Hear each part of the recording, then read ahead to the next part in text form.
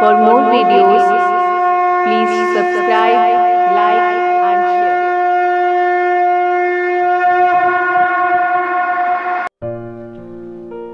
बहुत समय पहले की बात है। वीरावती नाम की एक राजकुमारी थी। जब वह बड़ी हुई तो उसकी शादी एक राजा से हुई। शादी के बाद वह करवा चौथ का व्रत करने के लिए माँ के घर आई। वीरावती ने भोर होने के साथ ही करवा चौथ का व्रत शुरू कर दिया। वीरावती बहुत ही कोमल व नाजुक थी। वह व्रत की कठोरता सहन नहीं कर सकी। शाम होते होते उसे बहुत कमजोरी महसूस होने लगी और वह बेहोश से हो गई। उसके 7 भाई थे और उसका बहुत ध्यान रखते थे। उन्होंने उसका व्रत तुड़वा देना ठीक समझा।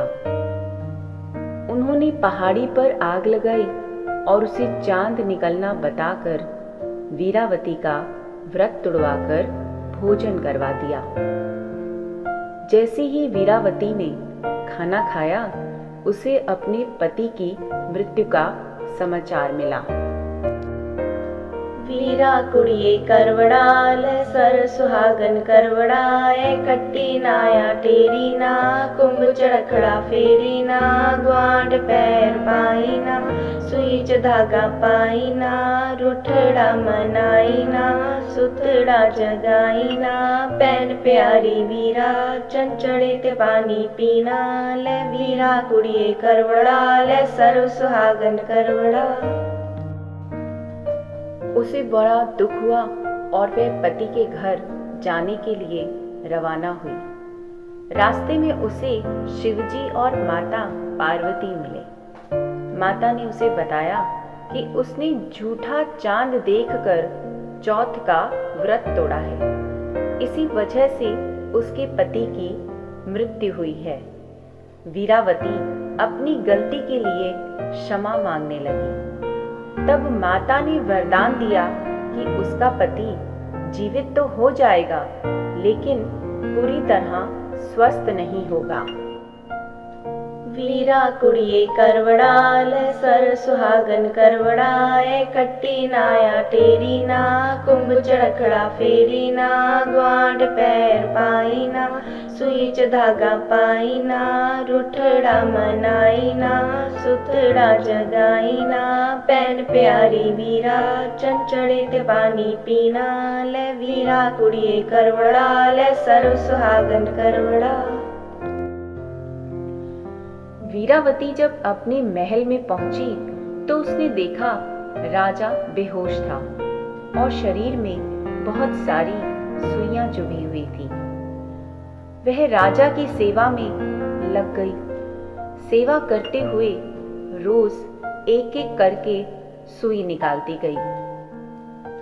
वीरा कुड़िए करवड़ाल सर सुहागन करवड़ाए कट्टी नाया टेरी ना कुंभ चढ़खड़ा फेरी ना ग्वांड पैर पाई ना सुई च धागा पाई ना रुठड़ा मनाई ना सुतड़ा जगाई ना पैन प्यारी वीरा चंचड़े ते पानी पीना ले वीरा कुड़िए करवड़ाल सर सुहागन करवड़ा।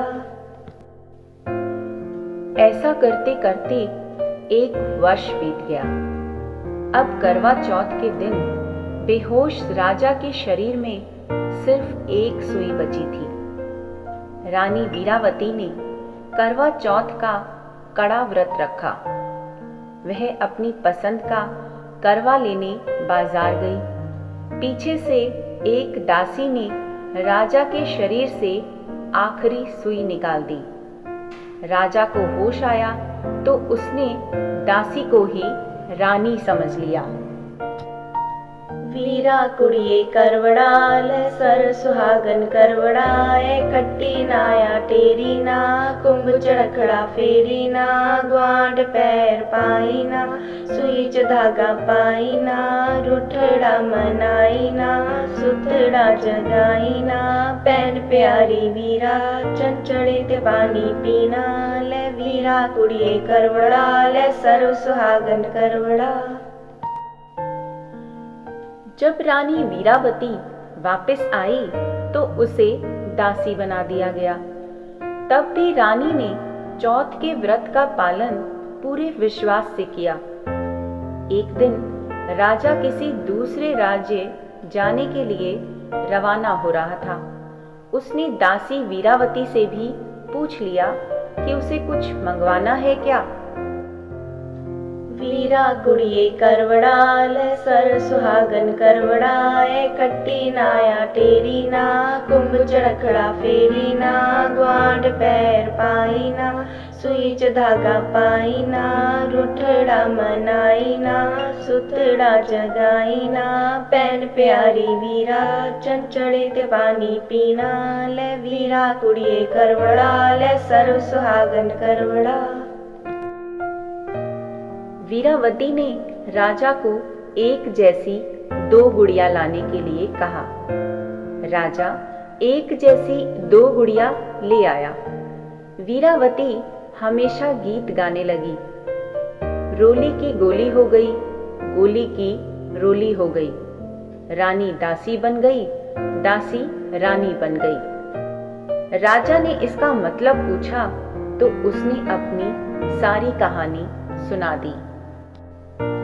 वीरा कुड़िए करवड़ा ले सर सुहागन करवड़ा ए कट्टी नाया टेरी ना कुंभ चढ़खड़ा फेरी ना ग्वांड पैर पाई ना सुई च धागा पाई ना रुठड़ा मनाई ना सुतड़ा जगाई ना पैन प्यारी वीरा चंचड़े के बानी पीना ले वीरा कुड़िए करवड़ा ले सर्व सुहागन करवड़ा।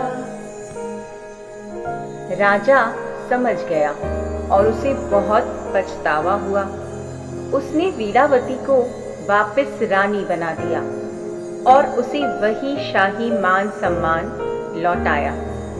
माता पार्वती के आशीर्वाद से और रानी के विश्वास और भक्तिपूर्ण निष्ठा के कारण उसे अपना पति और मान सम्मान वापस मिल गया। ले वीरो कुड़िए करवड़ा ले सर्व सुहागन करवड़ा ले करवड़ा बटा लिया जीवंदा चोली पा लिया कटी लिया टारी लिया तुम चढ़खड़ा फे लिया ग्वांड पैर पा लिया सुई च धागा पा लिया रुठड़ा मना लिया सुतड़ा जगा लिया। ले वीरो कुड़िए करवड़ा ले सर्व सुहागन करवड़ा ले वीरो दी पैन वीरा चंचड़े ते पानी पीवा। करवा चौथ का व्रत सूर्योदय से लेकर चंद्रोदय तक का व्रत है, जो विशेष तौर पर सुहागन महिलाओं द्वारा सदा सुहागन रहने की कामना से किया जाता है। इसे करक चतुर्थी के नाम से भी जाना जाता है। इस व्रत में महिलाएं सूर्योदय से पहले सुबह 4 बजे के करीब शिव परिवार की पूजा करके व्रत का संकल्प लेती हैं। वे नहा धोकर सबसे पहले सासू माँ के लिए बया निकालती हैं।